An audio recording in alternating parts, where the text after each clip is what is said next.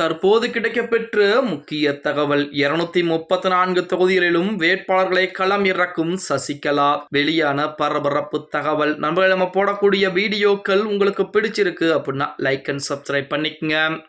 2026 சட்டமன்ற தேர்தலை பொறுத்த வரைக்கும் ஓபிஎஸ் சசிகலாவுடைய நிலைப்பாடு என்னவாக இருக்க போகிறது? அவர்கள் அதிமுக கூட்டணிக்குள்ளே மீண்டும் வருவார்களா? அதிமுகவிலே இணைவதற்கு வாய்ப்புகள் என்பது கிடையாது. இருந்தபோதும் அதிமுக கூட்டணிக்குள்ளே அவர்கள் வருவதற்கு வாய்ப்புகள் என்பது இருக்கிறதா அப்படின்னு பார்த்தா அதற்கும் வாய்ப்புகள் என்பது கிடையாது. அது சசிகலாவிற்கு நன்றாகவே தெரியும். அதன் காரணமாகத்தான் இந்த 2-3 தினங்களாகவே சசிகலா ஆலோசனை கூட்டங்கள் எல்லாம் போட்டுட்டு இருக்கு. சமீபத்தில் கூட சசிகலாவுடைய ஆலோசனை கூட்டத்திற்கு டிடிவியினுடைய அம்மா மக்கள் முன்னேற்ற கழகத்தில் இருக்கக்கூடிய ஒரு நபர் அந்த ஆலோசனை கூட்டத்தில் பங்கேற்றார் அப்படின்ற காரணத்துக்காண்டி அவர் அந்த கட்சியிலிருந்தே நீக்கப்பட்டார் அப்படிங்கிற தகவல் கூட நேற்று தினம் இணையதளங்களிலே நீங்கள் பார்த்திருப்பீர்கள். இப்படிப்பட்ட ஒரு சூழ்நிலையில் நமது சசிகலா அம்மையார் அடுத்து என்ன செய்ய போகிறார்? சசிகலாவை பொறுத்த வரைக்கும் 2026 சட்டமன்ற தேர்தலிலே அதிமுக என் மூலமாகத்தான் வெற்றி பெறப் போகிறது. அதிமுகவிற்கு நான் இல்லை என்றால் வெற்றி வாய்ப்பு என்பது கிடையாது. திமுக என்னை மறந்து விட்டதா? 2026 தேர்தல் வரட்டும், அப்பொழுது வாருங்கள் என சசிகலா அம்மையார் ஒவ்வொரு பேட்டிகளும் கொடுத்துக்கிட்டு இருக்காங்க. அதே போல ஜெயலலிதா அம்மையார் சமாதியாகட்டும், எம்ஜிஆர் உடைய சமாதியாகட்டும்,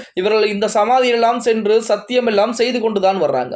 ஆனால் எது பண்ணினாலும் என்ன அறிவிப்புகளை கொடுத்தாலும் சசிகலா அம்மையாரால் அதிமுகவிற்கு நுழையவோ மறைமுகமாக அதிமுகவிற்கு ஆதரவுகளை கொடுப்பதற்கும் எடப்பாடி பழனிசாமி சம்மதம் தெரிவிப்பதற்கு வாய்ப்புகள் என்பது கிடையாது. இப்படிப்பட்ட ஒரு சூழலில் சசிகலா அம்மையார் அடுத்து என்ன செய்வது? 2026 சட்டமன்ற தேர்தலை மட்டும் விட்டுவிட்டால் கண்டிப்பாக சசிகலாவை யாரும் மதிக்க கூட திரும்ப கூட மாட்டார்கள். இப்படிப்பட்ட ஒரு சூழலில் சசிகலா அம்மையார் அடுத்து என்ன செய்வது என்று பலகட்ட ஆலோசனை செய்திருக்கிறாராம். அந்த ஆலோசனையின்படி புதிதாக ஒரு அமைப்பை ஆரம்பிக்கலாம். அதாவது கட்சியை ஆரம்பிக்கவில்லை என்றாலும் புதிதாக ஒரு அமைப்பை ஆரம்பித்து அந்த அமைப்பின் மூலமாக 2026 சட்டமன்ற தேர்தலிலே தமிழக வெற்றி கழகத்துடன் இணைந்து போட்டியிடலாம். அதற்காக நாம் 234 தொகுதியிலும் வேட்பாளர்களுக்குரிய வேட்பு மனுவை, அதாவது விருப்ப மனுக்களை வாங்கி அதில் முக்கியமானவர்கள் யார் யார் விருப்ப மனு தாக்கல் செய்திருக்கிறார்கள், யார் யார் நம் கட்சியுடன் இணக்கமாக இருக்கிறார்கள், எந்தெந்த தொண்டர்கள் நமக்கு இன்னும் ஆதரவுகளை கொடுத்துக் கொண்டிருக்கிறார்கள் என 234 தொகுதியிலும் விருப்ப மனுக்களை வாங்கி அதன் மூலமாக நாம் குறிப்பிட்ட ஒரு தொகுதியிலே போட்டியிடலாம். கிட்டத்தட்ட ஒரு 10 to 30 தொகுதியில் வரைக்கும்